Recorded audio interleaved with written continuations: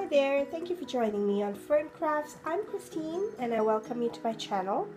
Today I'm going to be doing or attempting a rescue project here with this orchid, and I wanted to bring you guys along to introduce the orchid.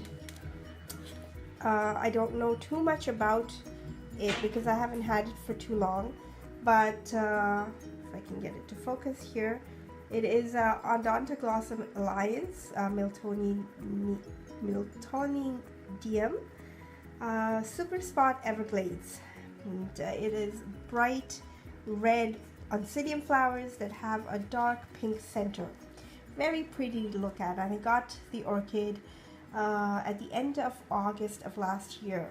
So I haven't had the orchid for too long, but it was a blooming size orchid, and it was doing very, very well. But unfortunately, over the last few months, since I've had some help with looking after these orchids, I believe this was one of them that was overwatered in error.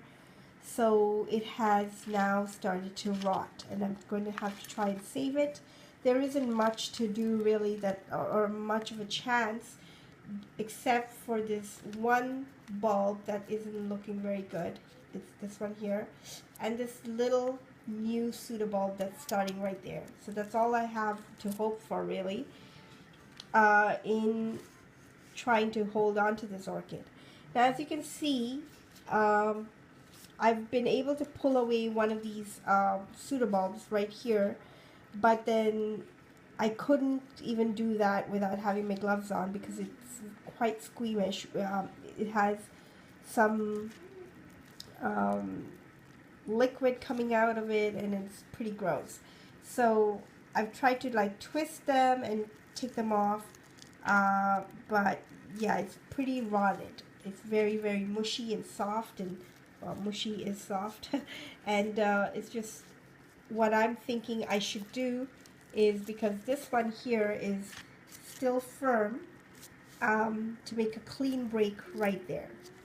And so yeah, let's just get to it. I'm just going to keep the label to a side so that it doesn't get lost in the process. I have here one tray where I will empty everything out and clean up the orchid before I use another tray that's much cleaner, and I'm going to be using some of this small or fine bark mix that has some perlite in it and charcoal, and it does not have any sphagnum moss because the orchid does not need that at this point. So some of the tools that I'll be using for this rescue is I might need a pair of secateurs. I'm not sure about that. We'll see how it goes. A pair of scissors for sure, and I'm going to disinfect it with some, you can use either rubbing alcohol or hydrogen peroxide. I've had a few people ask me about the hydrogen peroxide, so I want to show you. I'm not promoting any kind of a brand here, just so you know, but I want to show it to you clearly so you know what I do use. And for those of you who speak French here, but most of us who use the English, is this is what it looks like, and I have it in a spray option, but it usually comes, it's liquid inside, and it's hydrogen peroxide. It says it's a topical solution, and this is 3%. I'm not sure if you can see that. It doesn't seem to want to focus today. I don't know why. There we go. So 3%, okay? And it says it's an anti-infective or cleansing agent for wounds, cuts, and abrasions. It works just as well for the orchids. And I always have it on hand. I like the spray bottle, so I keep the spray bottle and I buy the refills and then just add it in after it's done. So even before I start, I'm just going to give it a good spray, okay? I'm just going to spray it all over. It's all coming out, but just to you know, if there's any kind of critters, to like just get them out, I guess. Alright, and then the next thing I'm going to do is just take it out. I have it in this nice, this was something that it works for me, and I'm going to explain a little bit about this. I don't want to directly water this because it's rotting, right? And at the same time, I don't want it to dry out because this new shoot is very young and cannot dry out. So what I did is I put in a layer of the clay beads. You can use pebbles if you don't have them. And then I would keep some water on the bottom so it has the moisture that it can lift in. If this pot sat a little deeper into the container, the glass container, that would have been ideal, but that's fine. So this little shoot, I have been observing it for the past a week and a half. I only discovered it about a week ago, and then I thought, I didn't think much of it because I thought just that the top of it was dying, but didn't realize the rot until a week ago. So I noticed that this is still doing well. It's not getting any worse, so this method did help. But for now, I'm just going to take all of that out, and I'll probably have to give it a good wash because, you know, just to make sure that there is no cross-contamination. You don't want to bring something old back into the pot after you've done all of that work. And because I'm using just one hand here, it's going to be a little fiddly, so bear with me. I'm going to try and toss it all out. I'm not expecting much of a root system, but we'll see what happens. And because it's a plastic pot, what I usually do is give it a good wash in a little bleach solution, and then it's ready to use again.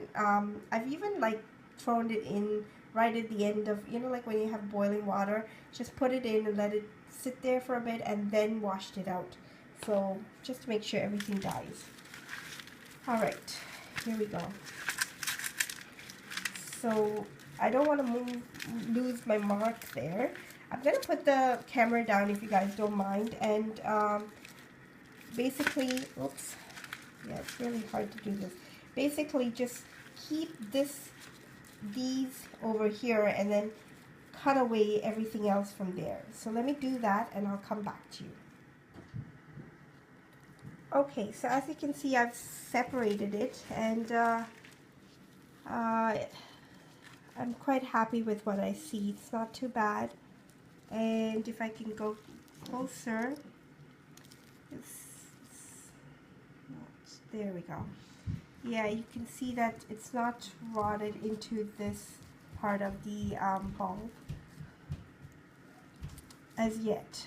It's not, this one's not too firm, okay? So like it's not as firm as I would like it to be, but that's okay. I'm going to leave it there for now, and I'm going to keep them because I've always heard that when you do get divisions, you should have at least 3 pseudobulbs. So this is almost ideal. Let's hope that it works this way. It has a little bit of a root system. I'm not sure how much of it is viable, but at this point I'm not going to cut off too much. I'll just keep it intact like that. And just to show you what was the state of this, it's pretty bad. Can you see that? Fully rotted. I did have to use my secateurs. I did not use my scissors as yet, so I will use that to cut away some of the dead root, not all of it. Okay guys, I think I've managed to find something. This is a 4-inch pot. It's a little too big, but this is the smallest that I have, and it's going to fit in the orchid's going to sit in here like that. So you can see it's a clear pot, and it's got some ventilation holes on the bottom. Okay, so I've just put a whole dusting of cinnamon, and I thought I was recording, but I wasn't. So here it is. I've just done a whole bunch of cinnamon on it, and the reason I was so generous with the cinnamon and not having to worry about the root tips is because this did not have any active root tips. None that I could see, so I've had to cut off most of it. This here, what I've left on is, they're not active roots at all. It's just more for anchorage, to help me anchor, and I'm hoping that new roots will start before these ones rot off, otherwise the rot will travel up. The cinnamon is to stop the rot. So what I'm going to do now is give you a very short version of what I've been talking for about good 5 minutes. Is to say that I will be placing the orchid in the pot centrally with this this newest growth towards the center, so that it'll help it be situated in the pot. I'm going to fill up the pot 2/3 with the bark mix that I have here with perlite, charcoal, and the fine bark mix, and then backfill it again. So let me do all of that off screen. Okay, that was super speedy, and I'm done. Less than a minute actually. All I did was just dump in the medium and then secure it and give the pot a good tap. If I could do that, like that, all the way around, to help the smaller particles settle, and some of it did fall out of the bottom, which is fine as well. So as you can see, this mixture, just to kind of help you guys out who are new with this, it's a very, very dry mixture. It's not going to hold any water at all. And the reason I've opted to use this mixture is because, or the medium rather, is because of the fact that these bulbs were in, very close to rotting bulbs. So I don't want to encourage any more rot, and I want to keep it as dry as possible.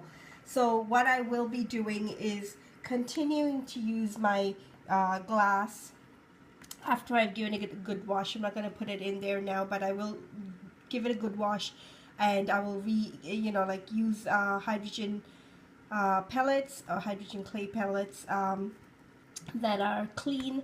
And these, what I've learned you could do is just boil them for a long time and then reuse them, so that kills off any of the bacteria if there is anything, or any kind of little creatures or whatever, and you can reuse them.